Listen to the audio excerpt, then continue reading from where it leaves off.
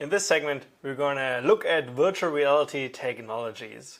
Now, there is a lot of technologies out there, and what I want to do in this segment is actually look at some of the key ingredients. So what does it take to create this immersion, this feeling of presence, some of the concepts we talked about earlier. So what does it take in terms of technologies? So we are going to look at virtual reality technologies and a few of the enabling ones, from 360 photos and videos to stereoscopic displays, a rendering for each eye. We are also going to look at caves, or CAVE, which is a recursive acronym for Cave Automatic Virtual Environment. We're going to learn about 3 degrees of freedom versus 6 degrees of tracking, or 3 DoF versus 6 DoF. We're going to learn about outside in and inside out tracking. The idea of putting sensors into the environment and actually embedding these sensors into the devices that we put on our body. We're going to learn about hand tracking, as I think that hand tracking is a technology that is rapidly improving and now becoming standard in a lot of VR devices. And finally, so not to just keep it entirely visual, I thought it is also important to incorporate spatial audio. Alright, so now let's look at these in a little bit more detail. So what you can see here is that in this 360 video I have agency, I have control. Because it was recorded in 360, it was captured all around the camera, and I can choose to look at Michael or not. Next we're going to look at stereoscopic displays. So the concept of rendering a different view, a slightly different view for each eye.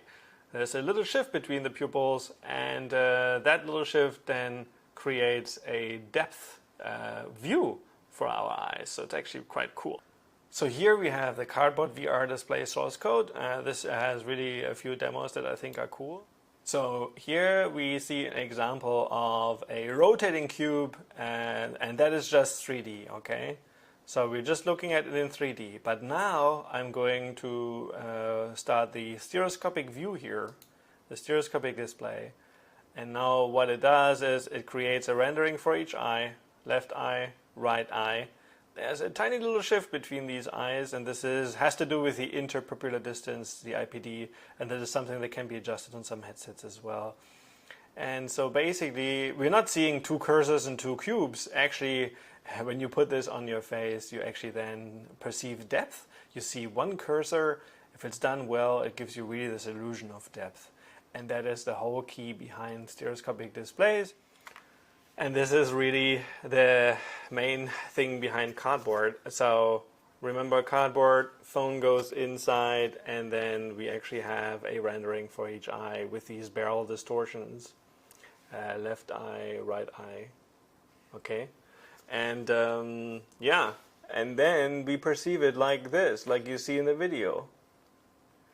Rendering for each eye. Cool. So that was that, and I think that is really a first important thing. Yeah, so we're creating this immersive view, if you will, a rendering for each eye that gives you then a sense of depth. And we are starting to see things, and we are starting to call this a virtual reality.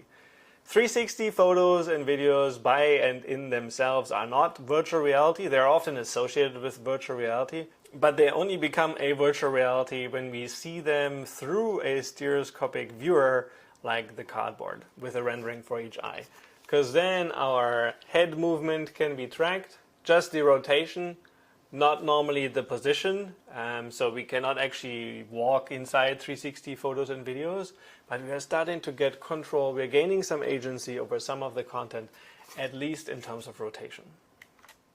My next example is a little bit different. It's a different display technology. It also creates a virtual reality display, but in this case you're actually stepping inside what is called a cave automatic virtual environment inside a cave. And here I'm showing it based on the example that a colleague of mine at the University of Michigan gave to me, so Ted Hall.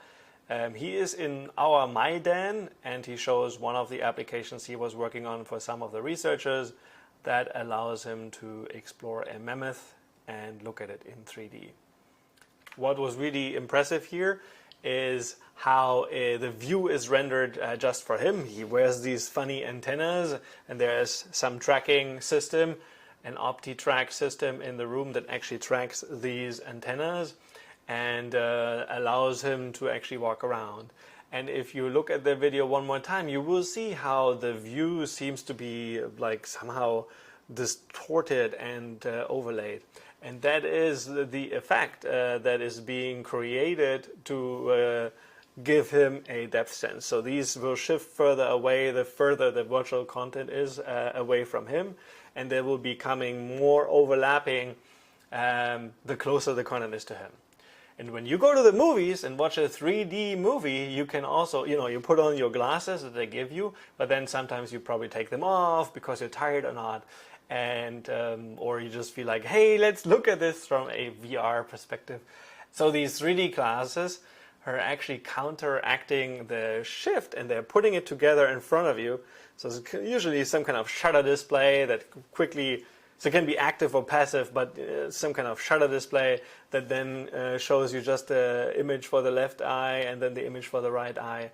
And then this is such a high frequency that you don't even notice. And it'll create a 3D image for you that you perceive as depth. So let's look at actually head tracking and also controller tracking, if you will. So we have virtual reality motion controllers. They can be tracked in 3 degrees of freedom or 6 degrees of freedom. So let's look at this in a little bit more detail. So 3 degrees of freedom, like the cardboard, looks like this, okay? And then we can actually track along the X, so pitch. We can track along Y, yaw, but just rotation. And we can track along Z, but just again rotation, so roll. You cannot actually move along these axes, but you can rotate your head. So this is me in cardboard. And so this is pitch, yaw, and roll, if you will. This is just 3 degrees of freedom. And if you can actually also adjust your position. So the second example here is the HoloKit, the one that I had earlier, right? And so it's a device wrapper, just like cardboard, but a little different for AR. So phone goes inside, we can see through. And if we expose the camera, we can actually do some tracking, and we can do positional tracking. So now in addition to head, roll, pitch, and yaw, we can also actually determine whether the device moves along the Z-axis, along the X-axis, and along the Y-axis. We can do this through a few techniques, tracking techniques, like SLAM, okay, which is simultaneous localization and mapping of the device in 3D space. These are some computer algorithms that actually work based off the camera feed and allow us to determine some kind of motion. Optical flow, if you will. Optical flow would be computing a vector as I move the device this way. We are actually producing a vector from here to there. Or if you will, what happens to the camera feed, all the pixels actually shift to the right, okay? And that way we can actually figure out that the device moved to the left. Now that is what I'm showing here in this illustration. So this is 6 degrees of freedom. So we have also positional changes, plus and minus X, positional changes along the Y-axis, and positional changes along the Z-axis. Now we actually do have position and orientation, and we refer to this as 6 degrees of freedom tracking. Again, with this kind of tracking, you can actually walk around in a 3D space. You can not just look around like with 360 video, but you can actually then move around, and actually this gives you really a lot of agency in the content. And that's then when it starts to become hard for designers and developers that have to design for that agency.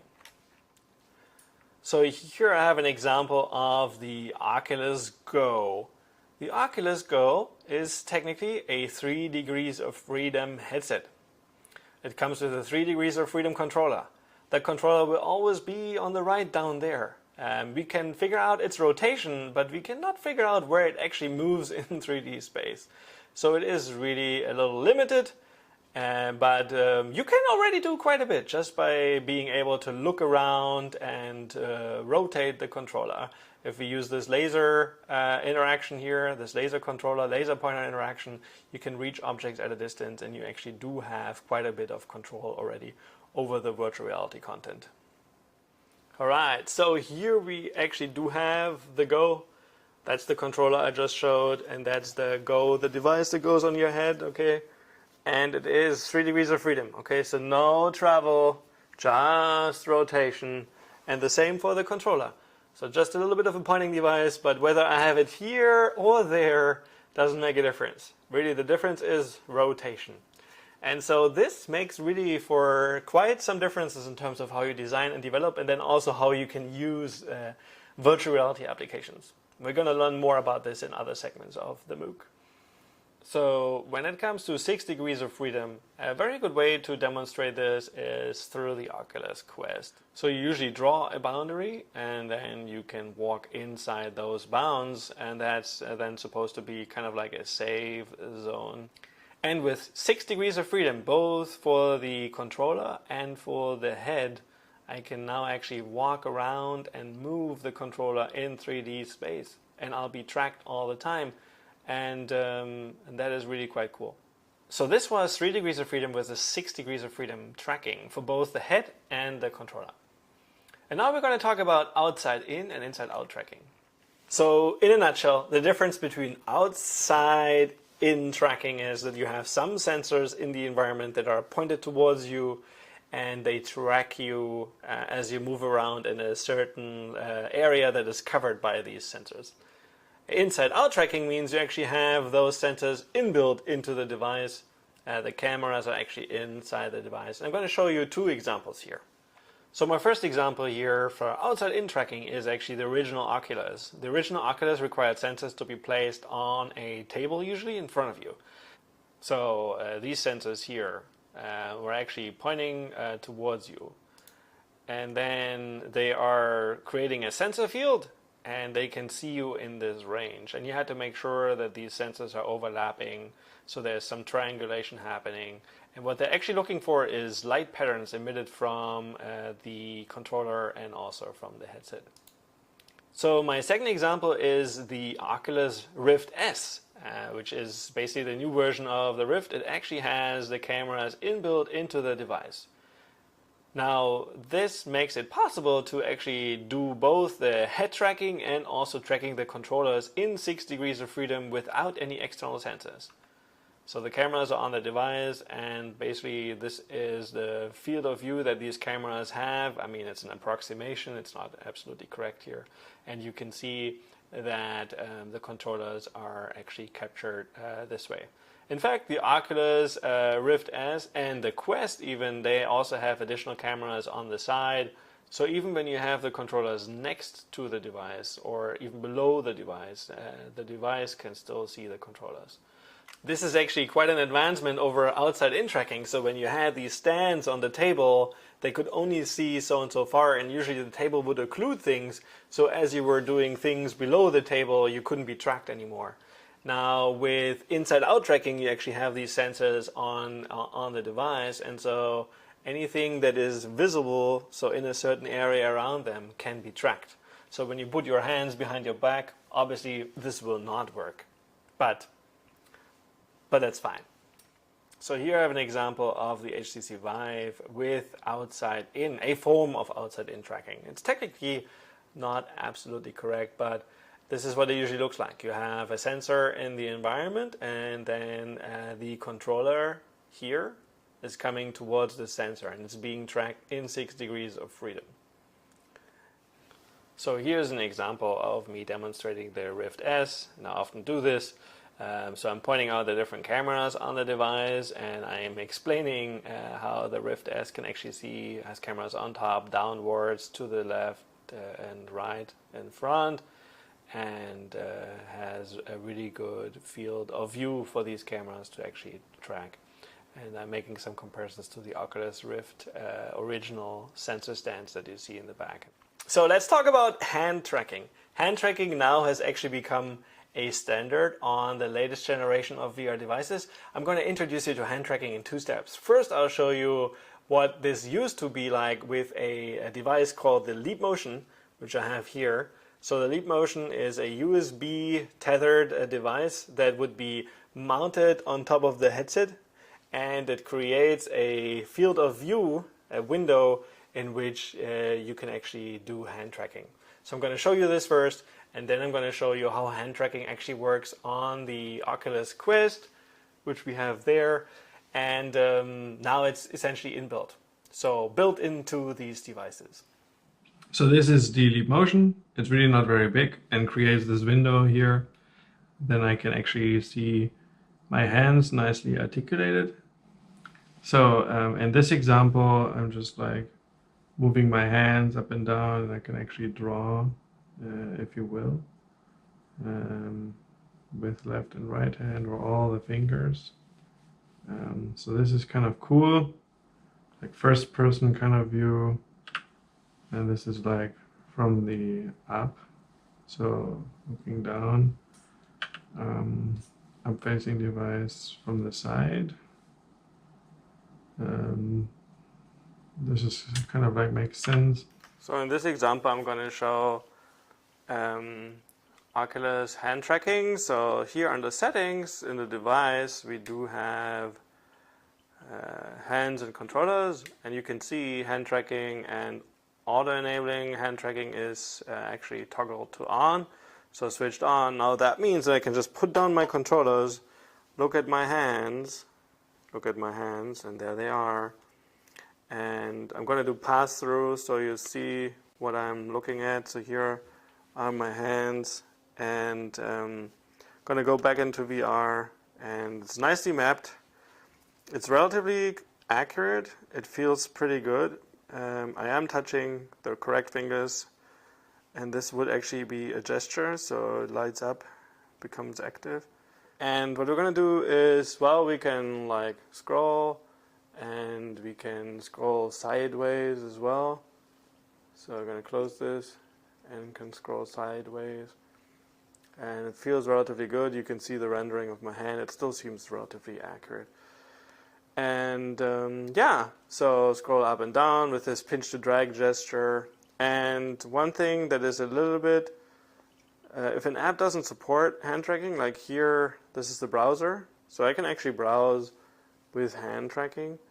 Most normal websites would work. But then when you're going to look at whether this now works in A-Frame, then at this stage I have to disappoint you. You have to grab the controllers. So we're going to do the pass-through. Controllers are over there. Going to grab them. And we're going to go into the VR immersive view. There we go. There it is. So hand tracking and A-Frame per default doesn't work yet, but this is probably going to happen very soon, just not at the time of this recording. I'm going to exit out with the Oculus button. And this concludes my little demo of hand tracking and controllers. So you can actually seamlessly go back and forth between hands and controllers. Pick up the controllers and press a button, and there they are again.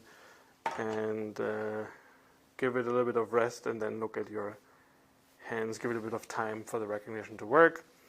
So we do have hand tracking now built into these devices. And I talked about VR gloves earlier and the reasons I don't have them. But the point of VR gloves is not necessarily the tracking of the hands. It is actually the creation of the haptic sensation, so that you actually feel like you're touching something.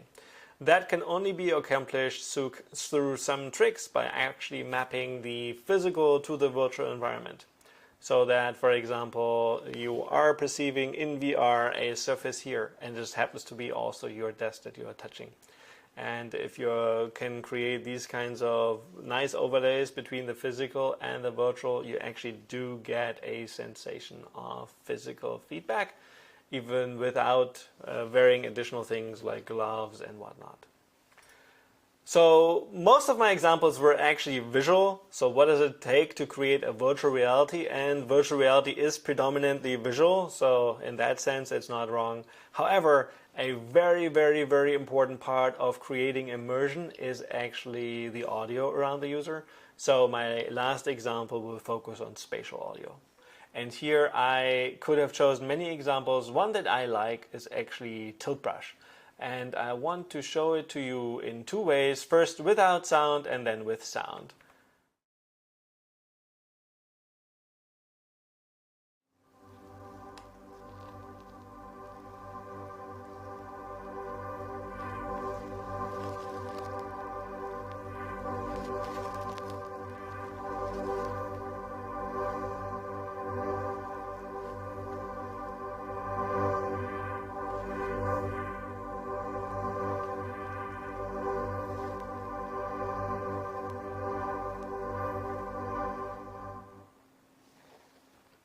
So, now we have seen the main ingredients of virtual reality, both on the visual side and then on the tracking side, so stereoscopic views, or alternatively creating like a cave, like monitor wall-sized displays around the user, so you're inside a virtual reality headset, if you will. Or for the headset, we talked about stereoscopic views. We've learned a little bit about interactions and also hand tracking. And then spatial or positional audio as well. So these together actually create a rich set of sensations, and this is really what you want to accomplish so that your users feel immersed in virtual reality.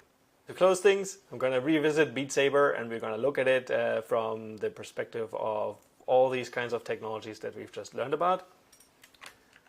So in terms of the VR technologies that we've just learned about, Beat Saber really actually chooses those. It creates a stereoscopic display through the headset. It supports 6 degrees of freedom tracking, which is really necessary.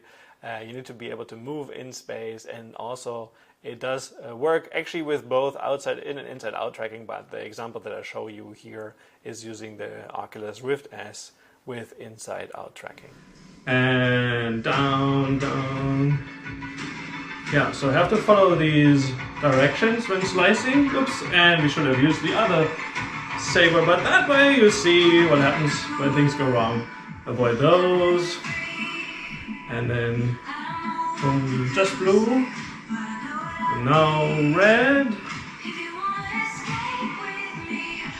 And this one you can cut into any direction. And the synchronous cuts are fun. But I do like it when you get to slice like crazy like this. And now comes my favorite part of the song. Up, up, any, down, down, down, right, down, left, right, down, right, down, any. And we made one mistake so far, but it's okay. You're not pro.